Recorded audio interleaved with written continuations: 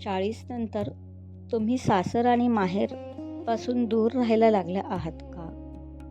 तर स्वतःला दोष देऊ नका किंवा अपराधी वाटून घेऊ नका. कारण तुम्ही स्वार्थी नाही. कदाचित तुम्ही फक्त थकल्या आहात. नमस्कार मैत्रिणींनो, माधुरीज डायरीमध्ये तुमचं मनापासून स्वागत आहे.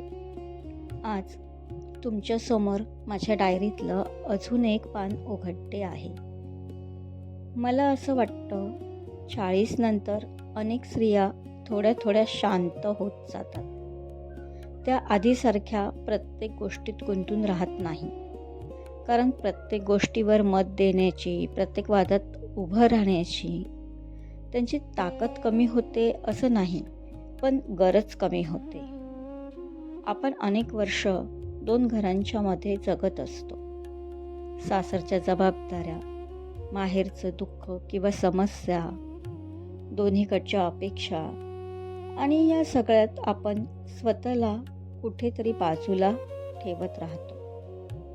सासरी काही घडलं तर मन तिथे, माहेरी काही घडलं तर काळजी इथे. एकाच वेळी अनेक ओझं मनात घेऊन जगणं सोपं नाही. हे बाहेरून दिसत नाही, पण मन मात्र थकत जातं. मग ती कमी बोलायला लागते. काही लोकांना वाटतं तिला माहेरचं काही पडलं नाही किंवा सासरपासून दूर राहते, पण खरं कारण वेगळंच असतं. ती नाती तोडत नसते, ती स्वतःला सावरत असते. मेंटल हेल्थ हा शब्द मी खूप उशिरा समजले. आधी मला वाटायचं सगळ्यांचं ऐकणं, सगळ्यांसाठी धावणं, प्रत्येक गोष्टीत स्वतःला गुंतवून ठेवणं हेच कर्तव्य आहे.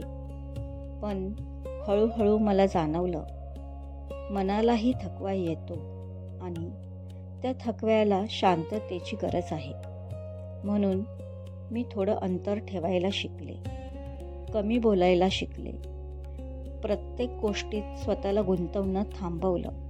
कारण मला समजायला लागलं, माहेर आणि सासर यांच्या पलीकडेही माझं एक स्वतःचं आयुष्य आहे, ज्यात मला अजूनही चालायचं आहे, स्वतःला पुन्हा भेटायचं आहे.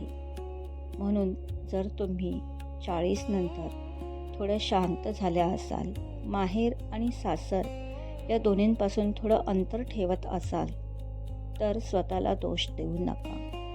तुम्ही नाती तोडत नाही, तुम्ही स्वतःला हरवू नये म्हणून थोडं मागे उभ्या आहात आणि थोड्या बाउंड्रीज ठेवत आहात, तर यात गैर नाही.